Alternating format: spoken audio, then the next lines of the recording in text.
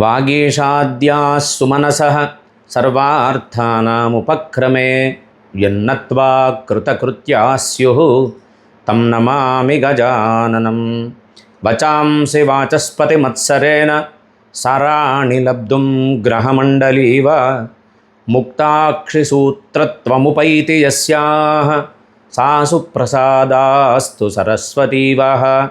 गुरुब्रह्मा गुरुर्विष्णुः गुरुर्देवो महेश्वरः गुरुः साक्षात् परब्रह्म तस्मै श्रीगुरवे नमः।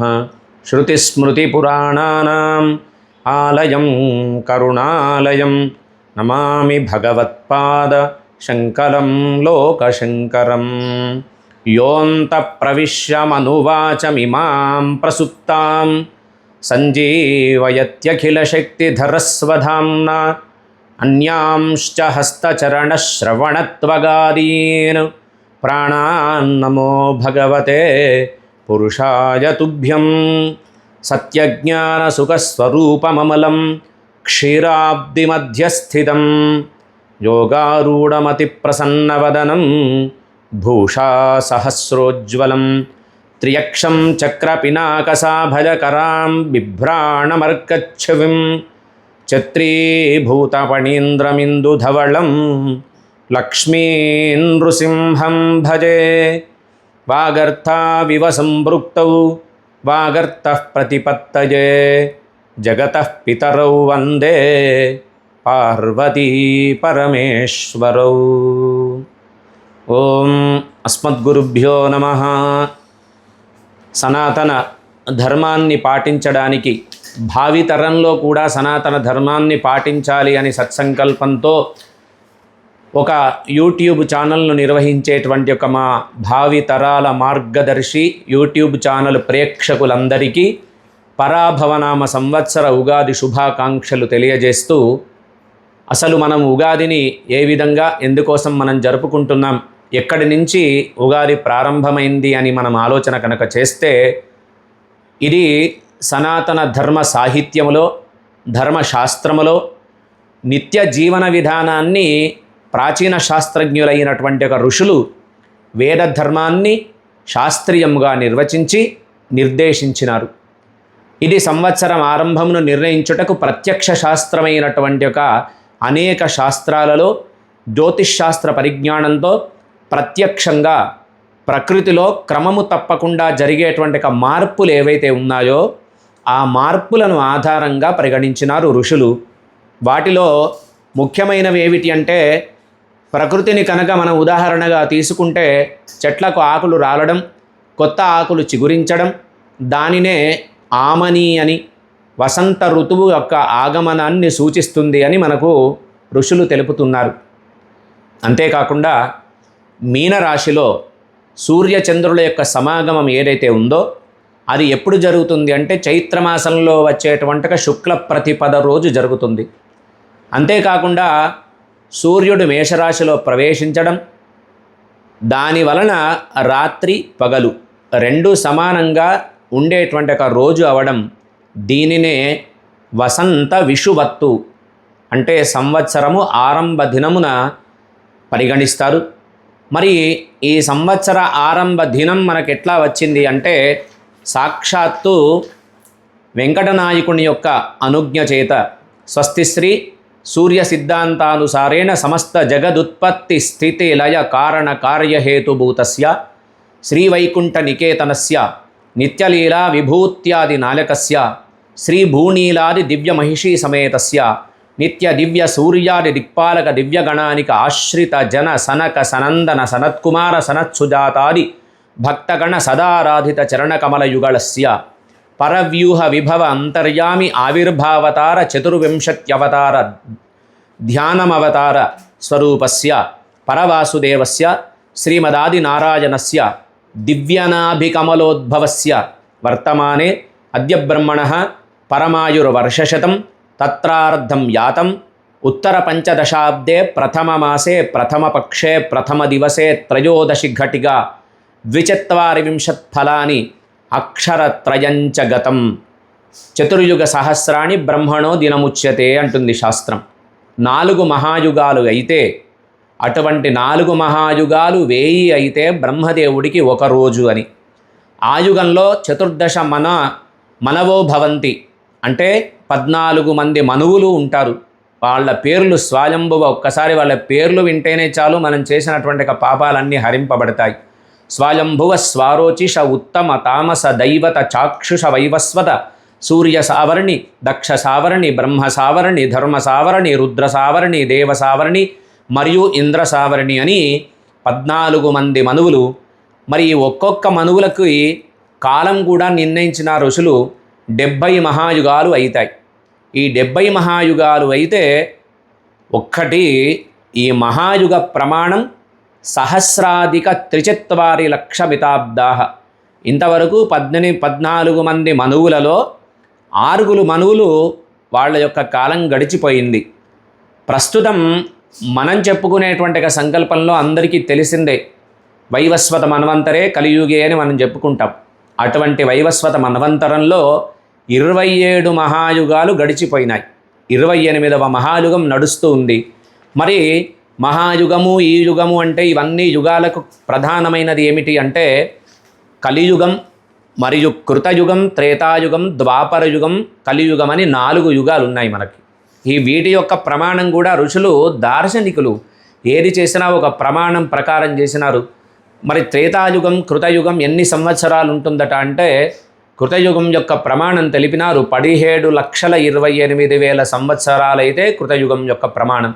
అట్లాగే త్రేతాయుగం యొక్క ప్రమాణం 12,96,000 సంవత్సరాలు. ద్వాపరయుగం యొక్క ప్రమాణం 8,64,000. కలియుగంలో మనం వింటుంటాం ఈ సంవత్సరం ప్రళయం వస్తుంది, ఆ సంవత్సరం ప్రళయం వస్తుంది, 2020లో వచ్చిందని ఒకసారి చెప్పినారు, 2022లో వస్తుందని ఒకసారి అన్నారు, కరోనా వచ్చినప్పుడు మొత్తం అంతా పోతుంది అన్నారు. కానీ ఋషులు దార్శనికులే కలియుగం యొక్క ప్రమాణాన్ని కూడా మనకి ఇక్కడ తెలియజేసినారు. 4,32,000 కాలం కలియుగం యొక్క ప్రమాణం. కలియుగంలో మనం ఎన్నో సంవత్సరంలో ఉన్నామో మనందరికీ తెలుస్తూనే ఉంది.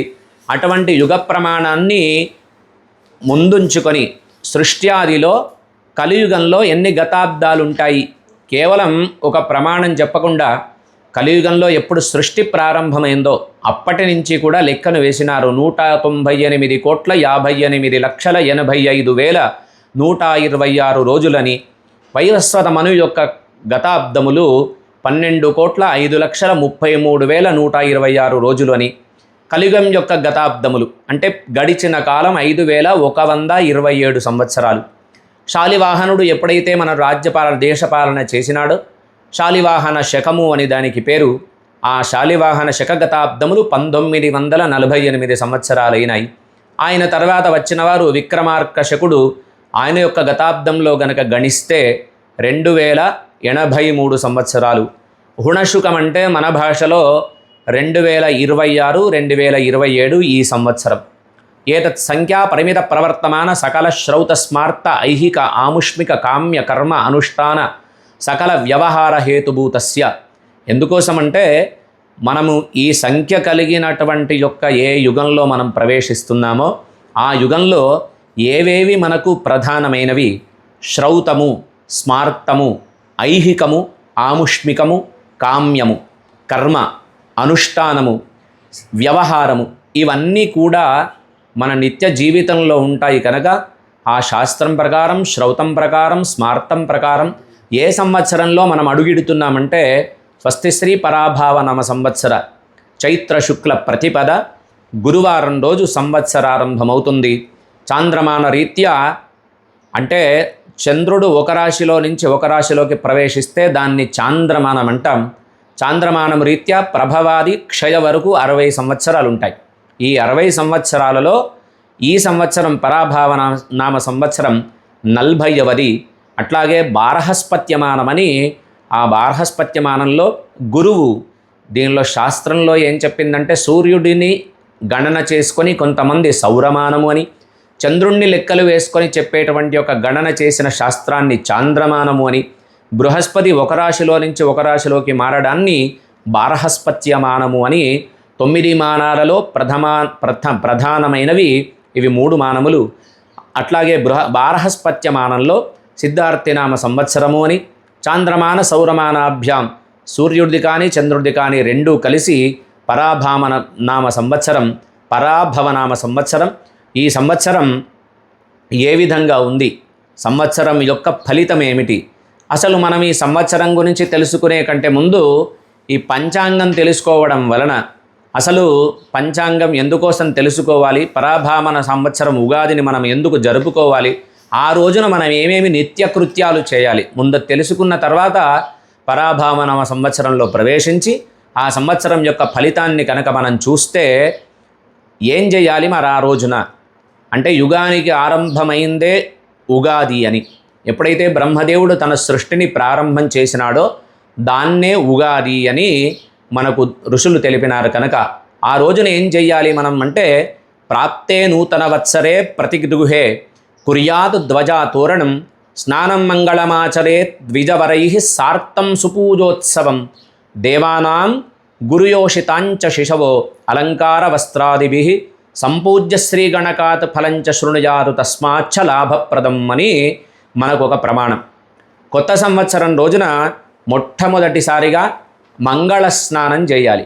మంగళ స్నానం అంటే తలంటు పోసుకొని మనం స్నానాన్ని ఆచరించాలి. ఆచరించడం ద్వారా, ఆచరించిన తర్వాత ప్రతి ఇంటి ముందు ఒక ధ్వజాన్ని, శాంతి ధ్వజాన్ని స్థాపన చేసుకొని, గుమ్మాలకు పచ్చ తోరణాన్ని పెట్టుకొని, ఇంట్లో ఉండేటువంటి ఒక ప్రత్యక్ష దేవతలు తల్లిదండ్రులకు నమస్కారం చేసి, కులదేవతకు నమస్కారం చేసి, గురువులను తల్లిదండ్రులను అర్చించాలి. అంటే కేవలం ఒక నమస్కారం కాకుండా పాదాలు కడిగి పాదాల యొక్క తీర్థాన్ని శిరస్సు పైన చల్లుకొని, పిల్లల నుంచి పెద్దల వరకు నూతన వస్త్రాలను ధరించి అలంకారం చేసుకొని ఎక్కడికి వెళ్ళాలి అంటే, శాస్త్రం ఏం చెప్పింది, మనను ఎవరైతే పరిపాలిస్తున్నటువంటి ఒక రాజు ఉన్నాడో ఆ రాజుగారి యొక్క దర్శనం ఉగాది రోజు చేసుకోవాలి అట. మరి మనం రాజుగారి దర్శనం చేసుకోవాలంటే అందరము కలిసి హస్తినాపురం వెళ్ళాలి, అంటే ఢిల్లీకి వెళ్ళాలి. అక్కడ సాధ్యమయ్యే పని కాదు. కనుక మరి ఎవరిని దర్శించుకుంటే రాజును దర్శించుకున్న ఫలితం కలుగుతుందంటే, రాజులకు రాజు, రాజాధిరాజు సాక్షాత్తు మన కులదైవమైనటువంటి దైవం అయితే శివుడు కావచ్చు, విష్ణుమూర్తి కావచ్చు, గణపతి కావచ్చు, అమ్మవారు కావచ్చు, దత్తాత్రేయుడు కావచ్చు, ఏదో ఒక దైవాన్ని ఆ ఆలయానికి వెళ్ళి కనుక మనం దర్శించుకుంటే, రాజుకే జ్ఞానాన్ని ఇచ్చినటువంటి ఒక రాజాదిరాజు రాజశేఖరుని యొక్క దర్శనాన్ని దర్శించుకొని, అక్కడ అర్చకులు ఉంటారు. అర్చకుల ద్వారా మొట్టమొదటిసారిగా మన గోత్రనామాలతో చిన్నగా కుటుంబంలో ఎంతమంది పేర్లు చెప్పినా చెప్పకపోయినా ధర్మపత్ని సమేతస్య అని చెప్పేసి అర్చన చేసుకొని, పరమాత్మను అభిషేకించినటువంటి ఒక దివ్య చరణాబ్జముల యందు వదిలిన తీర్థం ఏదుందో ఆ తీర్థాన్ని తీసుకొని ఆచార్యుల ద్వారా, అర్చకుల ద్వారా ఆశీర్వచనములు తీసుకొని, కాళగణకము నుండి, అంటే ఏదైతే ముందు చెప్పుకున్నట్టుగా ఋషులు దార్శనికులై కాలాన్ని గణించి ఆ కాలం యొక్క వివరాలు ఏ విధంగా పొందుపరిచినటువంటి ఒక గ్రంథం, దాన్నే పంచాంగం అంటారు. ఆ పంచాంగాన్ని వినడము ద్వారా లాభప్రదాన్ని పొందుతాము అని మనకు శాస్త్రవచనం. మరి పంచాంగము, గణనము మనం గనక ఆలోచన చేస్తే, ఈ కాలగణనంలో ఏమేమి ఉంటాయి, ఏముంటుంది పంచాంగంలో అంటే, కేవలం ఒక మనందరికీ తెలిసింది మన రాశి ప్రకారం ఏ విధంగా ఉంటుంది, ఎట్లా ఉంటుంది అనేది ఆలోచనే ఉంటుంది. కానీ పంచాంగం వినడం వల్ల ఎంత ఉపయోగమో తెలుపుతున్నారు. పంచాంగం అనేది కేవలం ఒక గ్రహస్థితి, కాలగణన మాత్రమే కాదు, ఆయా కాలంలో ఆ కాలానికి సంబంధించినటువంటి ఒక కర్తవ్యం ఏ విధంగా చేయాలో చెప్పేటువంటి ఒక గొప్ప సాధనమే పంచాంగం.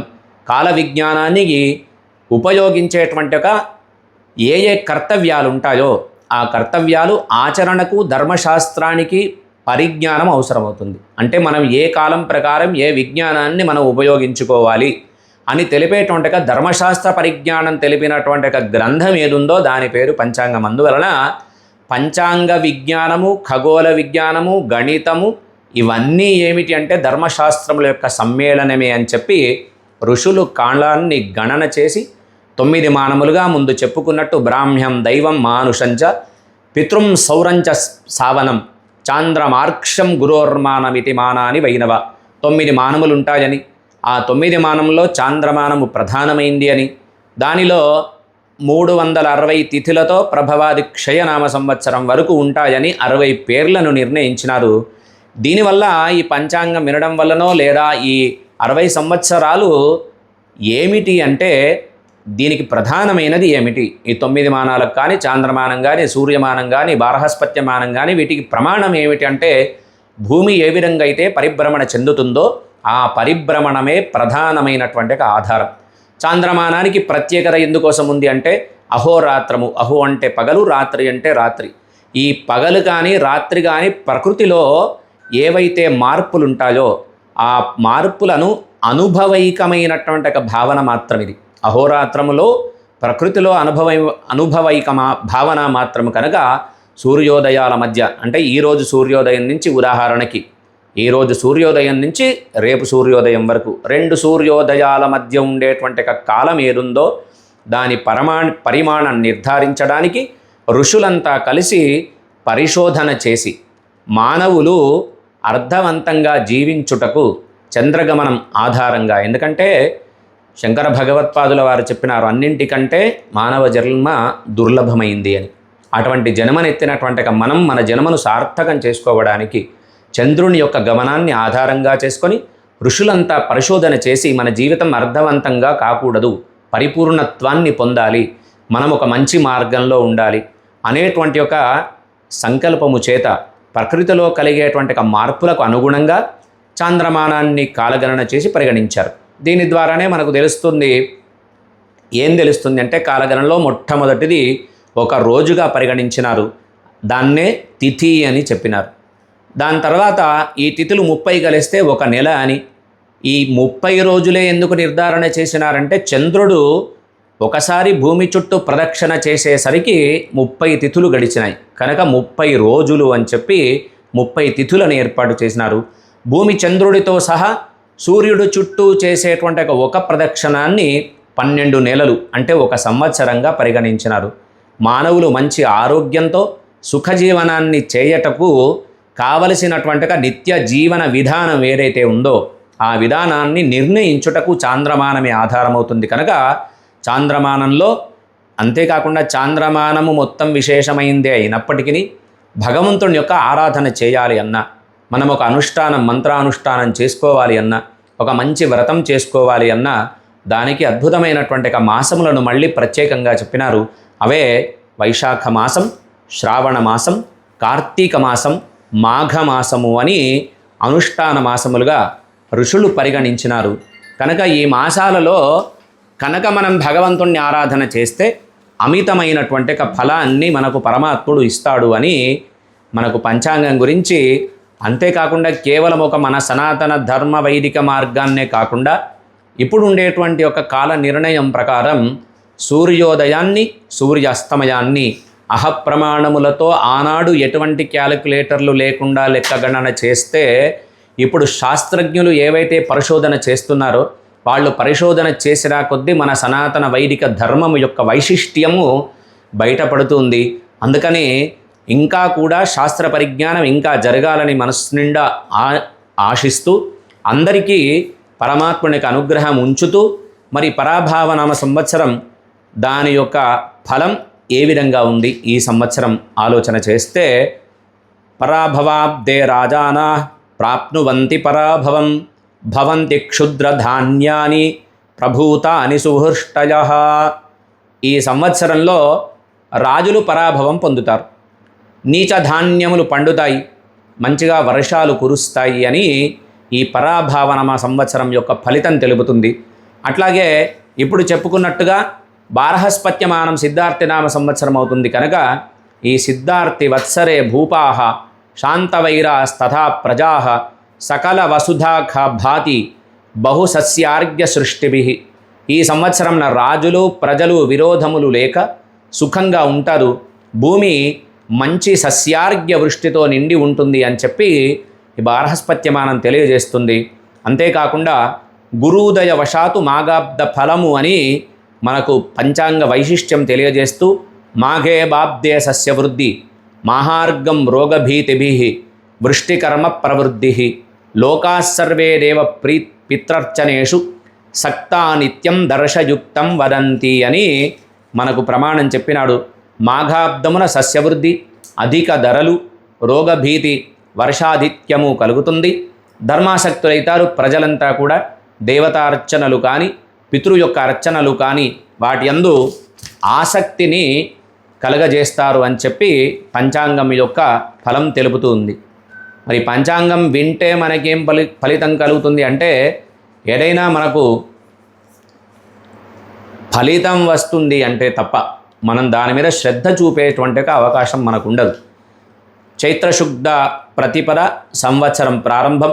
ఇట్టి పవిత్ర దినమున పంచాంగ శ్రవణము చేయుట మేలు కలుగజేస్తుంది అని చెప్పేసి మన పూర్వీకులు విధిని ఒకదాన్ని నిర్దేశించినారు. అసలు పంచాంగము అంటే తిథి వార నక్షత్ర యోగ కరణములు అనేటువంటి 5 భాగములతో కూడుకున్నదే పంచాంగం. పంచాంగ శ్రవణం వలన వింటే ఏం ఫలితం కలుగుతుంది? శ్రీకళ్యాణ గుణావహం రిపుహరం దుస్వప్న దోషాపహం గంగా స్నాన విశేష పుణ్యఫలదం గోదాన తుల్యం నృణాం ఆయుర్వృద్ధిదముత్తమం శుభకరం సంతాన సంపత్ప్రదం నానాకర్మ సుసాధనం సముచితం పంచాంగమాకర్ణ్యతామని మనకు తెలుపుతుంది. శ్రీకళ్యాణ గుణావహం. శ్రీ అంటే అందరికీ తెలిసింది, లక్ష్మి అని, ఐశ్వర్యము అని, విషము అని, ఇట్లా ఎన్నో అర్థాలు ఉన్నాయి. అన్ని అర్థాలలో మంచి అర్థం ఏమిటి అంటే సమస్త శుభాలను కలిగించేది అని, మంచి గుణాలను కలిగించేది అని. కళ్యాణ పరంపర కొనసాగించడానికి ఒక్కసారి పంచాంగ శ్రవణం వింటే చాలు పరంపర జరుగుతుంది అని. అంతేకాకుండా రిపుహరం, శత్రువుల యొక్క బాధలను నివారిస్తుంది అని. చెడ్డ కళలు ఏవైనా వస్తే దుస్వప్న దోషాపహం అని. ఆ చెడ్డ కళలు రాకుండా ఉంటే పంచాంగ శ్రవణం వింటే చాలు అటువంటివి తొలగిపోతాయి అని. గంగా స్నానం చేస్తే ఎంత ఫలమో ఉగాది రోజున పంచాంగ శ్రవణం వింటే అంతే ఫలితం కలుగుతుంది. ఒక ఆవును ఎట్లాగంటే బంగారు కొమ్ములతో వెండి గిట్టెలతో గోదానాన్ని దానమిస్తే ఎంత పుణ్యమో పంచాంగ శ్రవణం వింటే అంత పుణ్యం కలుగుతుంది. అంతేకాకుండా సంతానము లేని వాళ్లకు సత్సంతాన సంపత్ప్రదమైనటువంటిది అనేకమైనటువంటి కర్మలకు సాధనం. ఏ రోజున ఏ కర్మ చేయాలి, మంచి రోజు ఏమిటి, చెడ్డ రోజు ఏమిటి అని తెలిపేటువంటి ఒక సాధనం ఏదైనా లోకం పైన ఉంది అంటే కేవలం పంచాంగం ఒకటే. ఈ విధంగా ఆలోచన చేస్తే అన్ని విధాల శ్రేయస్సును కలిగించేది పంచాంగ శ్రవణము వినడం వలన కలుగుతుంది. వివేకవంతులైనటువంటి ప్రతి ఒక్కరూ, సనాతన ధర్మాన్ని పాటించే ప్రతి ఒక్కరూ పంచాంగ శ్రవణాన్ని ఆ రోజున కనీసం ఒక అక్షరమైన వినేటువంటి భాగ్యాన్ని మన ఆలయాలలో అందరూ పంచాంగ శ్రవణాన్ని చేస్తుంటారు. మరి తిథేశ్చ శ్రియమాప్నోతి వారాత్ ఆయుష్యవర్ధనం నక్షత్రాత్ హరతే పాపం యోగాద్ రోగ నివారణం. పంచాంగంలో మనం ముందు చెప్పుకున్నాం తిథి వార నక్షత్ర యోగ కరణములు అని. తిథిని మనం గనక స్మరిస్తే శ్రేయస్సు కలుగుతుంది. వారాన్ని స్మరణ చేస్తే ఆయుష్ పెరుగుతుంది. నక్షత్రం ఏ రోజు ఏ నక్షత్రం ఉంది అని మనం వినడం వలన మనం చేసినటువంటి పాపాలు తొలగిపోతాయి. ఏదైతే ఆ రోజున యోగం ఏదుందో ఆ యోగము యొక్క పేరు వినడం వలన రోగ నివారణ కలుగుతుంది. కరణాత్ కార్యసిద్ధి స్యాత్ పంచాంగ ఫలముత్తమం శుభం క్షేమకరం సౌఖ్యం సర్వత్ర విజయప్రదం అని. కరణం అనేటువంటి పేరు వినడం వలన మనం ఏ కార్యమైతే పెట్టుకొని ఉన్నామో ఆ కార్యంలో మనకు సిద్ధి కలుగుతుంది అని, శుభాన్ని క్షేమాన్ని కలిగిస్తుంది అని, సౌఖ్యాన్ని, ఏ కార్యమైనా సర్వత్ర విజయాన్ని కలిగిస్తుంది అని పంచాంగ శ్రవణము తెలుపుతుంది. కనుక ఎవరైతే పంచాంగ శ్రవణాన్ని చేస్తారో తద్వారా శ్రేయఃకాముడైన వాడు ప్రతి ఒక్కరూ కూడా ఈ పంచాంగ శ్రవణాన్ని ఆచరించాలి అని మనకు పంచాంగం యొక్క ఫలాన్ని శాస్త్రజ్ఞులు తెలిపినారు. మరి అయితే ఈ సంవత్సరం పరాభవనామ సంవత్సరం అని మనం చెప్పుకుందాం. ఏ సంవత్సరానికైనా అధినాయకుడు ఒకరుంటారు, వారిని రాజు అని అంటారు. ఈ సంవత్సరము గురువారం ఉగాది అయింది కనుక రాజు గురువు అయినాడు, మంత్రి కుజుడు అయినాడు, సేనాధిపతి చంద్రుడు అయినాడు, సస్యాధిపతి గురువు అయినాడు, ధాన్యాధిపతి బుధుడైనాడు, అర్ఘ్యాధిపతి కూడా చంద్రుడైనాడు, మేఘాధిపతి చంద్రుడైనాడు, రసాధిపతి రవి అయినాడు, నీరసాధిపతి శుక్రుడైనాడు, పశునాయకుడు స్థాన సంరక్షకుడు ఇద్దరు కూడా సాక్షాత్తు శ్రీకృష్ణ భగవానుడైనాడు. వీళ్ళేమో నవనాయకులని గొప్పవాళ్ళు. వాళ్ళకి ఉపనాయకులని కొంతమంది ఉంటారు. వాళ్ళల్లో వస్త్రాధిపతి రవి, పురోహితుడు శుక్రుడు, పరీక్షకుడు బృహస్పతి, గ్రామపాలకుడు కుజుడు, గణకుడు శని, అశ్వాధిపతి కుజుడు, గజాధిపతి శుక్రుడు, నరాధిపతి చంద్రుడు, గ్రామనాయకుడు బృహస్పతి, రత్నాధిపతి కుజుడు, వృక్షాధిపతి బుధుడు, సర్పాధిపతి శని, మృగాధిపతి చంద్రుడు, దేవాధిపతి శుక్రుడు, దుర్గాధిపతి చంద్రుడు, ధనాధిపతి బృహస్పతి, అజాధిపతి చంద్రుడు, దైవజ్ఞుడు, ఫలాధిపతి చంద్రుడు. రాజాది నవనాయకులు. ఈ నవనాయకుల యొక్క ఫలితం కూడా ఉంటుందట. పంచాంగ శ్రవణం కేవలం వీళ్ళు రాజు అయినాడు మంత్రి అయినాడు అంటే తెలియదు. రాజు మంత్రి అయినందువల్ల వాళ్ళ యొక్క మనస్తత్వం ఏ విధంగా ఉంటుంది, వాళ్ళ నాయకుల యొక్క ఫలం ఏ విధంగా ఉంటుంది. ఈ సంవత్సరం ద్విజాతయ కర్మరతాస్య ధర్మ సన్మార్గ నీతివిదో నరేంద్రాః సుభిక్షమారోగ్య సుఖం ప్రజానాం సువృష్టిరబ్దాది పథౌ సురేజ్యే అని. ఈ సంవత్సరం గురువు రాజైనందువలన బ్రాహ్మణులు కర్మలయందు నిష్ట కలిగి ఉంటారు, ధర్మాసక్తులైతారు. భక్తులంతా కూడా దేవతల యందు పితృపూజలందు ఆసక్తిని చూపిస్తారు. రాజులు పరిపాలించేటువంటి రాజులు ఎవరైతే ఉన్నారో సత్ప్రవర్తన చేత పాలన చేస్తారు. ఆ ప్రవర్తన చేత ప్రజలంతా సుఖ సంతోషాలతో ఆరోగ్యంగా జీవిస్తారు అని చెప్పి నవనాయకుల యొక్క ఫలాన్ని చూపించినారు. మరి అట్లాగే మంత్రి కుజుడైనాడు కనుక ఆయన యొక్క ఫలితం ఏ విధంగా ఉంటుంది. పురగ్రామ వనాదీని రక్ష్యంతే వహ్నినా భృశం మంద వృష్టిర్భవేద్యుద్ధం మంత్రి స్యాద్ భూమినందన. కుజుని యొక్క మంత్రిత్వం వలన కలహం కలగవచ్చు, యుద్ధము కలగవచ్చు, అగ్ని భయము, రోగ భయము, వాయుపీడ కలుగుతుంది, మధ్యమ వర్షాలు పడతాయి, పంటలకు తెగుళ్ళు కలుగుతాయి అని చెప్పి మనకు కుజుని యొక్క ఫలితం తెలుపుతుంది. అట్లాగే సేనాధిపతి చంద్రుడైనందువల్ల అతివార్గశ్చాతి వర్షం అరోగా సుఖినో జనాః బహుక్షీర ప్రదాగాన చంద్రే సైన్యాధిపే పతి. చంద్రుడు సైన్యాధిపతి అయినందువలన ఆహార ధాన్యాలు, వెండి, బంగారము, పెట్రోలు, కిరసనాయిలు, వెన్న, నెయ్యి, పంచదార, నూలు వస్త్రాలు, బియ్యము వీటి యొక్క ధరలు పెరుగుతాయి. మంచి వర్షాలు ఉండుట చేత పంటలు బాగా పండి సమృద్ధిగా ఉంటాయి. ప్రజలు ధరలు పెరిగిన ఆరోగ్యవంతులై ఉంటారు. క్షీర సమృద్ధి కూడా ఈ సంవత్సరం బాగా ఉంది అని చెప్పి గురు సస్యాధిపతి అయినందువలన యవలు, గోధుమలు, శనగలు బాగా పండుతాయి. పసుపు నేలల్లో సారవంతమైనటువంటి పుష్కలముగా పంటలిస్తాయి. బుధుడు ధాన్యాధిపతి అయినందువల్ల మధ్యమ వర్షం పడుతుంది, సస్య ఫలం ఉంటుంది, సస్యం యొక్క ఫలం మధ్యమంగా ఉంటుంది. మేఘములు వాయుపీడనముకు లోనై ఉంటాయి కనుక సమస్త జనాలు కొద్దిగా భయానికి లోనవుతారు అని మనకు తెలుపుతుంది. చంద్రుడు అర్ఘ్యాధిపతి అయినందువలన అన్ని విధాలైనటువంటి పంటలు సమృద్ధిగా పండుతాయి, పుష్కలమైన వర్షాలు కురుస్తాయి, ప్రజలు అభివృద్ధిని సాధిస్తారు, వస్తువులకు కూడా మంచి ధరలు వస్తూ ఉంటాయి. మేఘాధిపతి చంద్రుడు వల్ల సువృష్టి సర్వదేశానాం ఫలిత ధాన్యజాతయ బహుక్షీర ప్రదాగాన చంద్రమేఘాధిపే సతి. అన్ని ప్రాంతాలలో మంచి వర్షాలు కలిగి ధాన్య సమృద్ధి కలుగుతుంది, గోవులు బాగుగా పాలనిస్తాయి అని చెప్పి మనకు మేఘాధిపతి అయినటువంటి చంద్రుని యొక్క ఫలితాన్ని ఈ విధంగా ఈ సంవత్సరం మనకు పంచాంగాన్ని సూచిస్తుంది. రసాధిపతి సూర్యుడైనందువలన నెయ్యి, నూనె, బెల్లము, తేనె మొదలైనటువంటి రస వస్తువులు ఏవైతే ఉన్నాయో వాటి యొక్క ధరలు తగ్గిపోతాయి. కర్పూర అగరు గంధానాం హేమమౌక్తిక వాసనాం వృద్ధయోర్ఘేణ జాయంతే శుక్ర నీరసనాయకే. నీరసాధిపతి శుక్రుడైనందువల్ల ముందు చెప్పినట్టుగా బంగారము, వెండి, ముత్యాలు, వస్త్రాలు ఏవైతే ఉన్నాయో అవన్నీ అధిక ధరలు పెరుగుతాయి. పశుపాలకుడు శ్రీకృష్ణుడు అయినందువల్ల సుభిక్షం కలుగుతుంది, సస్యవృద్ధి ఉంటుంది, పంటలు బాగా పండుతాయి, ధాన్యాదులు ధరలు తగ్గుతాయి, పశువులకు మంచిగా నీరు కానీ అవి వేసేటువంటి గడ్డి కానీ సమృద్ధిగా లభిస్తుంది. స్థాన సంరక్షకుడు కూడా శ్రీకృష్ణ పరమాత్ముడే కనుక ఈ సంవత్సరం బహుక్షీర ప్రదములగుతాయి. అందరూ కూడా చాలామంది వ్యాధి వివర్జులవుతారు. ఏదైతే వ్యాధులతో బాధపడుతున్నారో వాళ్ళంతా వ్యాధి నుంచి విముక్తిని పొందుతారు. ఈ సంవత్సరం మేరు పర్వతమునకు దక్షిణ దిశలో కాల అనేది మేఘోత్పత్తి జరుగుతుంది కనుక మహావర్షము, సస్య సమృద్ధి కలుగుతుంది అని. ఈ విధంగా మనం ఆలోచన చేస్తే నీరసాధిపతి శుక్రుడు, పశుపాలకుడు కృష్ణుడు, స్థాన సంరక్షకుడు కృష్ణుడు, ఒక్కొక్కళ్ళు ఋషులు గణించిన తెలిపినటువంటి ఒక శాస్త్రం సనాతన ధర్మం మాత్రమే తెలుపగలదు.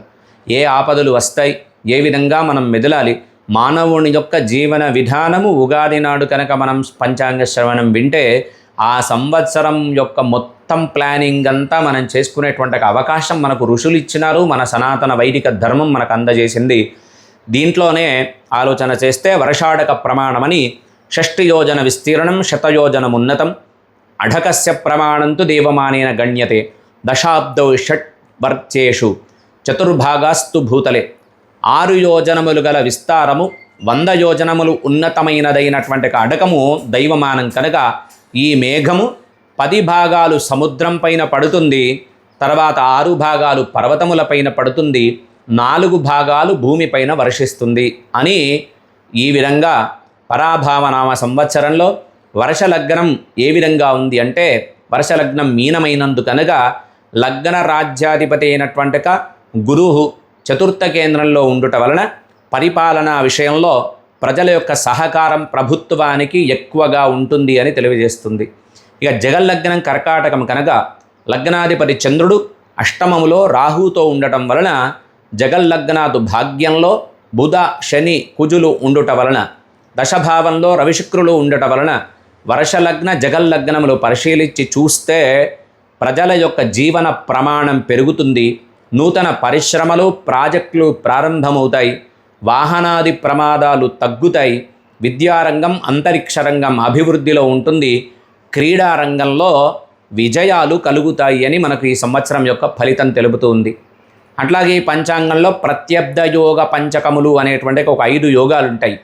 ఇది అధిక జ్యేష్ఠ శుద్ధ పాడ్యమి తేదీ 17/5/2026 ఆదివారం అగుట వలన దుర్భిక్షము, భయాందోళనలు, రోగబాధలు కలుగుతాయి. నిజ జ్యేష్ఠ శుద్ధ పాడ్యమి మంగళవారం తేదీ 16/6/2026. దీని యొక్క ప్రభావము చేత దుర్భిక్షము, యుద్ధబాధలు, రోగభయము, అగ్ని ప్రమాదాలు, చోర దుర్మార్గులు అధికమవుతాయి. ఆషాఢశుద్ధ పంచమి ఆదివారం రోజున 19/7/2026 అగుట వలన అల్ప వృష్టి కలుగుతుంది. ఆషాఢశుద్ధ అష్టమి బుధవారం స్వాతి నక్షత్రం 22 జూలై 7, 2026 అగుట వలన అన్ని రకముల యొక్క పంటలు బాగా పండుతాయి అని చెప్పి మనకి ఈ విధంగా పరాభవనామ సంవత్సరం తెలుపుతుంది. ఆషాఢ బహుళ దశమి శనివారం రోహిణీ నక్షత్రంలో 8/8/2026 అగుట వలన పంటలు అధికంగా పండుతాయి. పుష్యమాసంలో వచ్చేటువంటి అమావాస్య బహుళ అమావాస్య శనివారం 6/2/2027 అగుట వలన విరోధములు అధికమవుతాయని చెప్పి ప్రత్యబ్ద పంచకయోగ ఫలాన్ని మనకి ఈ సంవత్సరం తెలుపుతూ ఉంది. అట్లాగే మిరుగు ప్రవేశం అంటే మృగశిర కార్తె ఎప్పుడు ప్రవేశమవుతుంది అంటే ఈ సంవత్సరం పరాభవనామ సంవత్సర అధిక జ్యేష్ఠ బహుళ అష్టమి సోమవారం తేదీ 8/6/2026 రాత్రి 8 గంటల 3 నిమిషాలకు పూర్వభాద్రా నక్షత్రయుక్త ధనుర్లగ్నంలో మృగశిర కార్తె రవి ప్రవేశం. వాహనము కప్ప కనుక అర్ధజలరాశి అయింది. నపుంసకుడు స్త్రీ సువృష్టి కలుగుతుంది కనుక వ్యవసాయదారులకి అద్భుతమైనటువంటి కాలం. వ్యవసాయదారులు ఏ వైపు నుంచి ఏ వైపుకు దున్నాలి అనేది కూడా మనకు శాస్త్రం నిర్ణయించింది. ఈ సంవత్సరం వ్యవసాయదారులు ఉత్తరము నుంచి దక్షిణం వరకు దున్నడం అనేది శ్రేయస్కరంగా తెలుపుతుంది శాస్త్రం మనకి. ఇక ఆరిద్రాకార్తె ప్రవేశం మనకి నిజ జ్యేష్ఠ బహుళాష్టమి సోమవారం 22 జూన్ 2026 రోజున రాత్రి 8 గంటల 59 నిమిషాలకు హస్తా నక్షత్రయుక్త మకర లగ్నంలో ఆర్ద్రా నక్షత్ర ప్రవేశం. ఖరము అంటే గాడిద వాహనం కలిగి ఉంది.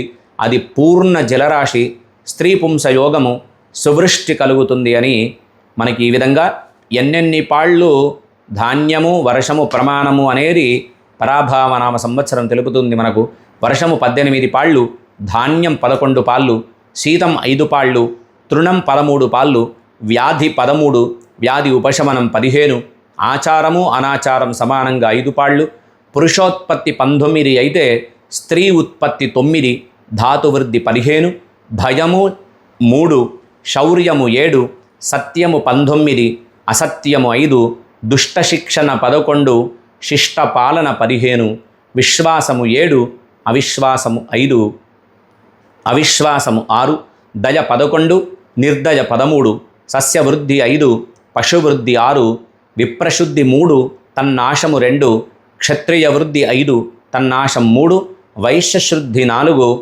తన్నాశం 1, శూద్ర వృద్ధి 5, తన్నాశం 3. ఈ విధంగా ఎవరెవరు ఎట్లెట్లా పండుతారు. ధాన్య వృద్ధి ఎంత ఉంది అంటే 8, దాంట్లో శాలిధాన్యం 10 పాళ్ళు, ఉలువలు 6 పాళ్ళు, నువ్వులు 16 పాళ్ళు, మినుముల వృద్ధి 4 పాళ్ళు, ముద్గ వృద్ధి పెసర్లు 2 పాళ్ళు, ఆవాలు సర్షప వృద్ధి 12 పాళ్ళు, శనగలు చణక వృద్ధి 14 పాళ్ళు, అడక వృద్ధి 14 పాళ్ళు, గోధుమ వృద్ధి 12 పాళ్ళు. ఈ విధంగా ధాన్యము ఆచారము అనాచారం ఏ విధంగా ఉంటుందో మనకు తెలుపుతుంది. ఇక పంచాంగంలో ప్రధానమైనవి ప్రతి పౌర్ణమి ప్రతి అమావాస్య వచ్చింది అంటే చాలు ఏదో ఒక మనం యూట్యూబ్ ఛానల్లో మనం చూస్తూ ఉంటాం.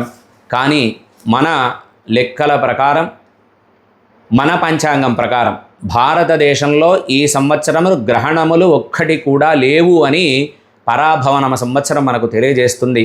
అట్లాగే మౌఢ్యమి ఏ రోజు ఉంది అంటే నిజ జ్యేష్ఠ కృష్ణ త్రయోదశి అంటే 12 జూలై 2026 నుండి ఆషాఢ బహుళ అమావాస్య వరకు 12 ఆగస్టు 2026 వరకు గురుమౌఢ్యమి కనుక శుభకార్యాలు పనికిరావు.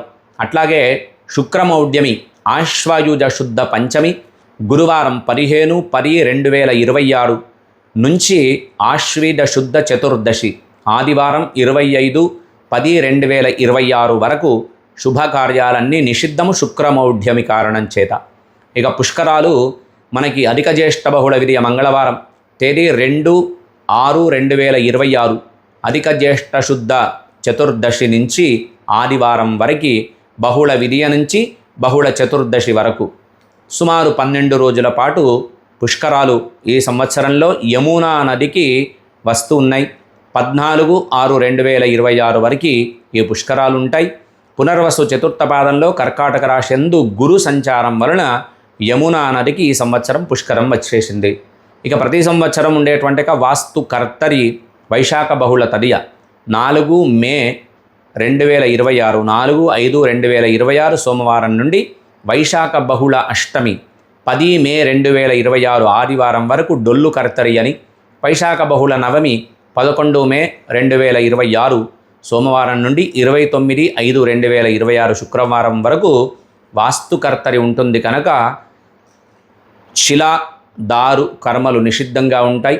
వృక్ష ఛేదన కానీ గృహారంభము కానీ శిలలు కొట్టుట కానీ సంవత్సరంలో పనికిరాదు.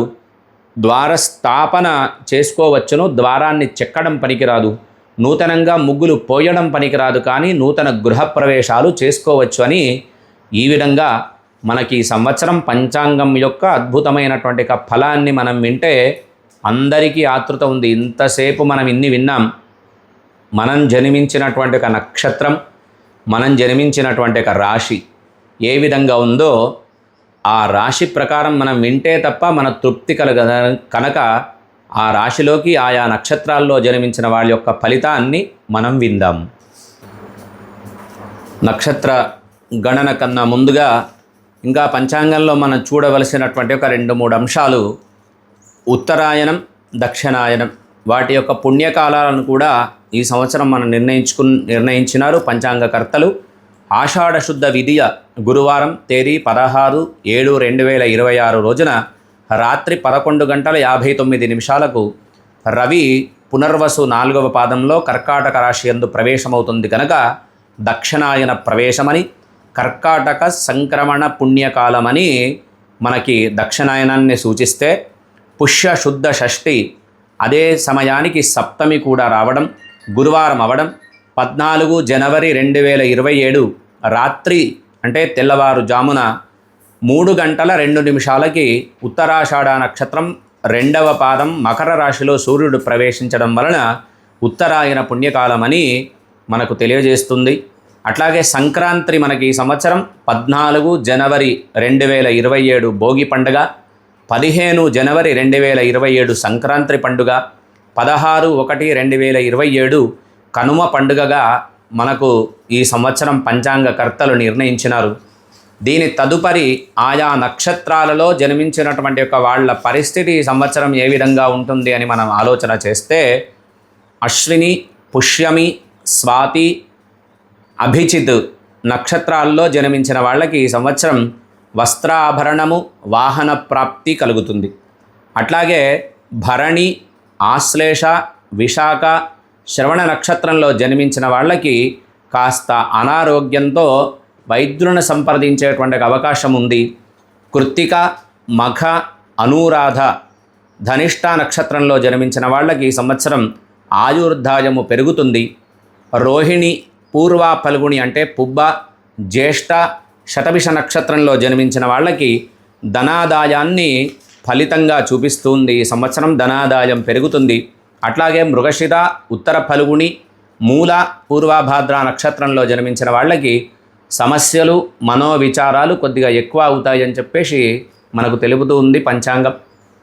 ఆర్ద్ర, హస్త, పూర్వాషాఢ, ఉత్తరాభాద్ర నక్షత్రంలో జన్మించిన వాళ్ళకి ఈ సంవత్సరం గౌరవ మర్యాదలు పెరుగుతాయి అని.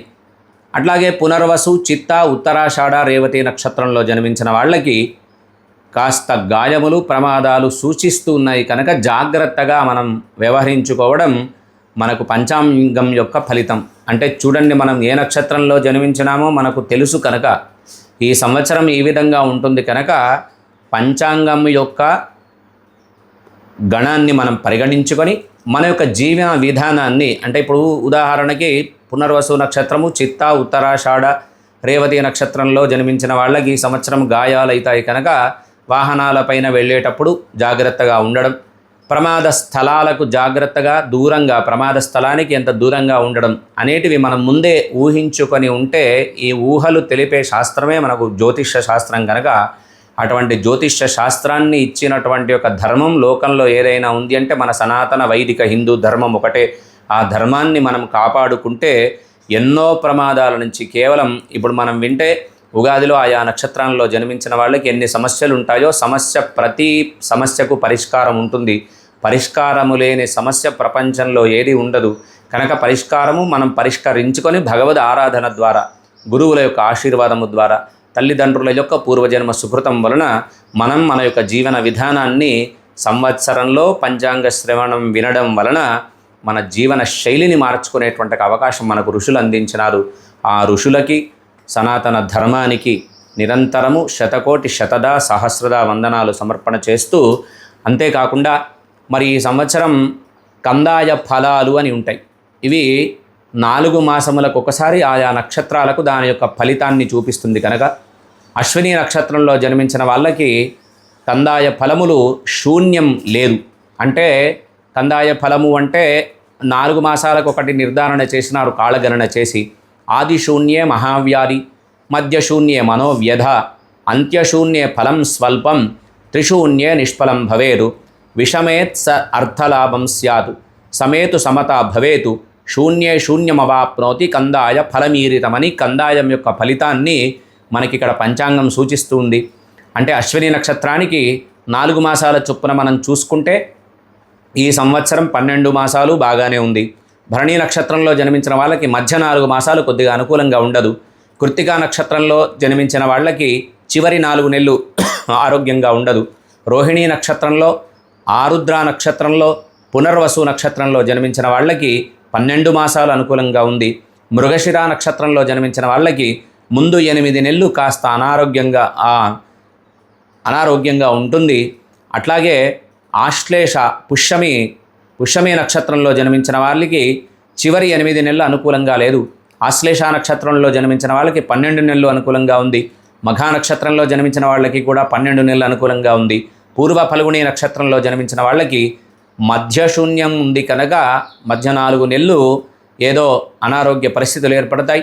ఉత్తర ఫల్గుణి నక్షత్రంలో జన్మించిన వాళ్ళకి 12 నెలలు ఆరోగ్యంగా ఉంది. హస్తా నక్షత్రంలో జన్మించిన వాళ్ళకి ముందు 4 నెలలు అనుకూలంగా లేదు. చిత్రా నక్షత్రంలో జన్మించిన వాళ్ళకి మధ్య 4 నెలలు అనుకూలంగా లేదు. స్వాతి, విశాఖ నక్షత్రంలో జన్మించిన వాళ్ళకి 12 నెలలు అనుకూలంగా ఉంది. అనురాధ నక్షత్రంలో జన్మించిన వాళ్ళకి మధ్య 4 నెలలు అనుకూలంగా లేదు. జ్యేష్ఠ నక్షత్రంలో జన్మించిన వాళ్ళకి చివరి 4 నెలలు అనుకూలంగా లేదు. మూల నక్షత్రంలో జన్మించిన వాళ్ళకి 12 నెలలు అనుకూలంగా ఉంది. పూర్వాషాఢ నక్షత్రంలో జన్మించిన వాళ్ళకి మధ్య 4 నెలలు అనుకూలంగా లేదు. ఉత్తరాషాఢ నక్షత్రంలో జన్మించిన వాళ్ళకి ముందు 4 మాసాలు అనుకూలంగా లేదు. శ్రవణ నక్షత్రంలో జన్మించిన వాళ్ళకి 12 మాసాలు అనుకూలంగా ఉంది. ధనిష్ఠ నక్షత్రంలో జన్మించిన వాళ్ళకి చివరి 8 నెలలు అనుకూలంగా లేదు. శతభిష నక్షత్రంలో జన్మించిన వాళ్ళకి పూర్వాభాద్ర నక్షత్రంలో జన్మించిన వాళ్ళకి 12 మాసాలు యోగ్యంగా ఉంది. ఉత్తరాభాద్ర నక్షత్రంలో జన్మించిన వాళ్ళకి మధ్య 4 నెలలు అనుకూలంగా లేదు. చివరిదైన రేవతి నక్షత్రంలో జన్మించిన వాళ్ళకి 12 నెలలు అనుకూలంగా ఉంది.